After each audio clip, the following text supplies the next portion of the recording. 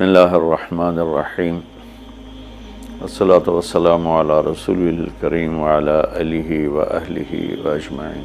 معزز سامعین، میرے محترم بھائی بہن، دوست، احباب، بچے بچیاں، تمام اہل ایمان کو میری طرف سے سلام ہو۔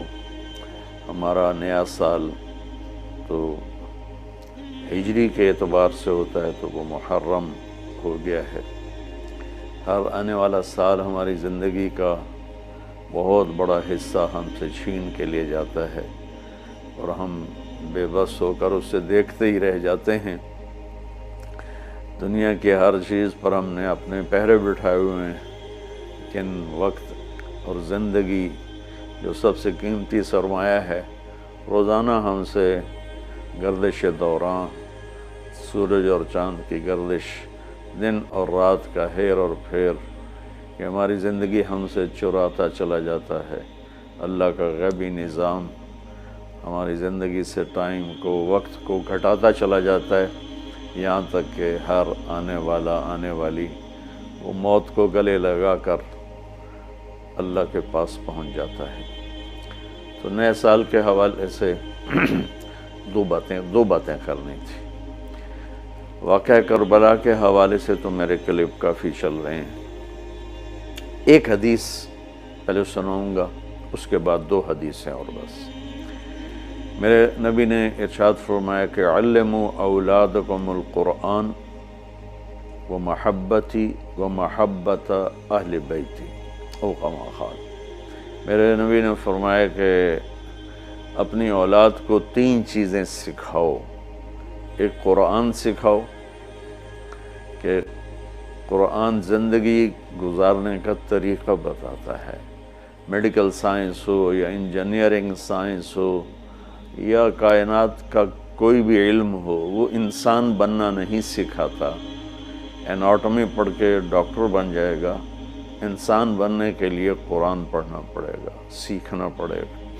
تاجر، سیاستدان، زمیندار، بادشاہ، بیگم، ملکہ، رانی، فقیراً فقیر، امیراً امیر، سب اس چیز کے محتاج ہیں کہ زندگی کیسے گزارنی ہے، اچھی زندگی جس پر اللہ بھی راضی ہو اور ہم بھی سکون سے رہیں، وہ قرآن ہے۔ کہ قرآن ان ھذا القرآن یہدی للتی ہی اقوم، یہ دعویٰ صرف قرآن کا ہے۔ میرا اللہ فرماتا ہے کہ صرف قرآن ہی ہے جو تمہیں صحیح زندگی گزارنے کا طریقہ بتاتا ہے۔ ہمارے گھروں کی زندگی انتشار کا شکار ہے۔ شادی ہوتے ہی طلاقیں ہو رہی ہیں، طلاقوں کی ریشو بڑھ رہی ہے کہ والدین اپنے بچے بچیوں پر صرف پڑھائی پڑھائی پڑھائی، اور ہمارے پاکستان میں پڑھائی تو ہے نہیں، صرف کاروبار ہے۔ تو بچے بچیوں کو پتہ ہی نہیں ہوتا جب شادی ہوتی ہے کہ زندگی کیسے گزارنی ہے۔ ایسے والدین کو بھی نہیں پتہ ہوتا کہ ہم نے اپنی اولاد کو کس بنیاد پہ کھڑا کرنا ہے۔ تو قرآن وہ زندگی بتاتا ہے جس پر چل کر ہر بڑا چھوٹا، بڑی چھوٹی خوشگوار زندگی گزار سکتے ہیں۔ تو آپ نے فرمایا کہ اپنی اولاد کو قرآن سکھاؤ۔ دوسرا فرمایا وہ محبت، اور میری محبت سکھاؤ، کہ آپ نے فرمایا لن یؤمن احدکم حتی اکون احب الیہ من الناس وولدہ ووالدہ اجمعین۔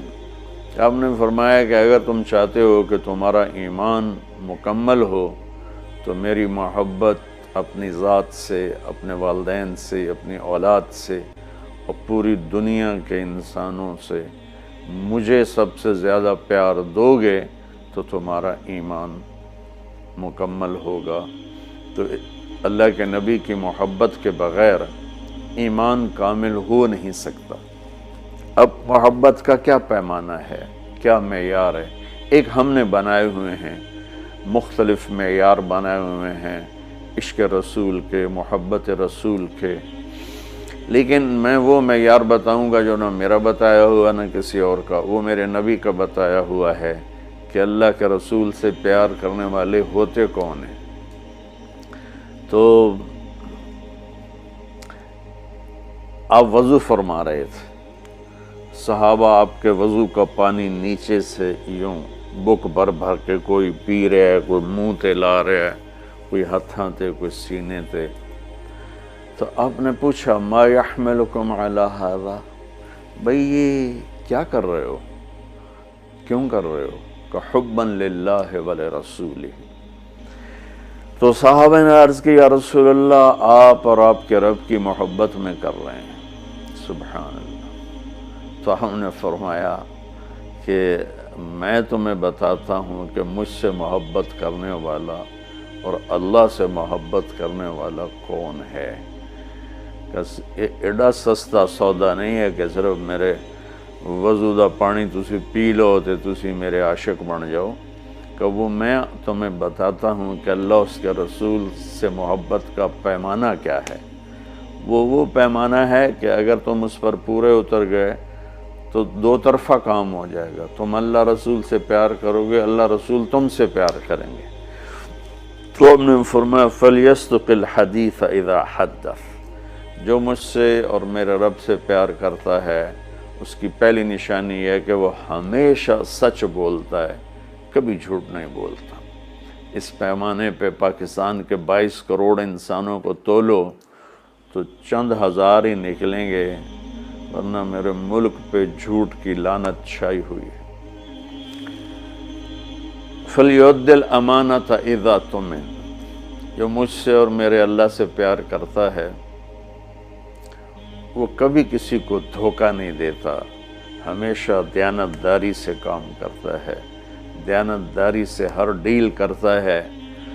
اس پر تولیں تو پورے پاکستان کے بازار، تجارت، سیاست، زمیندارہ، لین دین دھوکہ ہی دھوکہ ہے، فراڈ ہی فراڈ ہے۔ اس میں بھی چند سو ہی نکلیں گے جن کو اللہ رسول کے محبت کی گارنٹی ملے گی۔ تیسرا فرمایا فَلْيُحْسِنْ جِوَارَ مَنْ جَاوَرَهُ، جو اللہ اس کے رسول سے پیار کرتا ہے وہ ہمیشہ پڑوسیوں کے ساتھ اچھا سلوک کرتا ہے، چاہے وہ مسلم ہوں، نان مسلم ہوں، چاہے وہ اپنے ہوں، غیر ہوں، اچھے لگتے ہوں، برے لگتے ہوں، وہ ہمیں برا سمجھتے ہوں، لیکن اللہ اس کے رسول سے پیار کرنے والے کی تیسری نشانی یہ ہے کہ وہ اپنے پڑوسیوں کے ساتھ اچھا سلوک کرتا ہے۔ یک طرفہ وہ تا کر دے نہیں، اسی کیوں کریے، انہوں سانو کدی سلام نہیں کیتا، اسی کیوں سلام کریے، وہ سانو کدی پچھڑ نہیں آئے، اسی کیوں پچھڑ جاویے۔ یہ عشق رسول کے دعوے دار تو ہو سکتے ہیں، اللہ کی بارگاہ میں ان کی کوئی گارنٹی نہیں ہے، یہ خارج ہیں۔ یہ بھی ہمارا سارا معاشرہ میں دیکھتا ہوں تو انتقامی معاشرہ ہے۔ ہمارے علاقے کی مثال ہے جی، قدمہ دے قدم ہون دن، کیا مطلب کہ جو ہمیں پوچھنے آئے گا ہم بھی پوچھنے جائیں گے، جو ہمیں سلام کرے گا ہم بھی سلام کریں گے، جو نہیں کرے گا تو ایسا کیوں کریے۔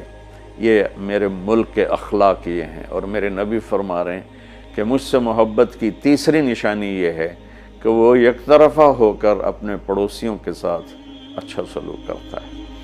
تو اس حوالے سے نیا سال شروع ہو رہا ہے، ہم قرآن سیکھیں، اللہ کے نبی کی محبت سیکھیں۔ تیسری چیز فرمائی وَمَحَبَّةَ أَهْلِ بَيْتِ، اور اپنی اولاد کو میرے اہل بیت کی محبت سکھاؤ۔ سبحان اللہ، اس کے بغیر نہ ایمان مکمل ہے، نہ زندگی مکمل ہے، نہ راستہ طے ہوگا۔ کہ آپ نے فرمایا غدیر خم کے موقع پر جب آپ حج سے واپس تشریف لا رہے تھے کہ میں تم میں دو بڑی بھاری چیزیں چھوڑ کے جا رہا ہوں، اگر ان کو مضبوطی سے پکڑ کے رکھو گے تو کبھی گمراہ نہیں ہوگے اور مجھ سے ملو گے۔ خلاصہ کے طور پر ایک میری کتاب اور ایک میرے اہل بیت۔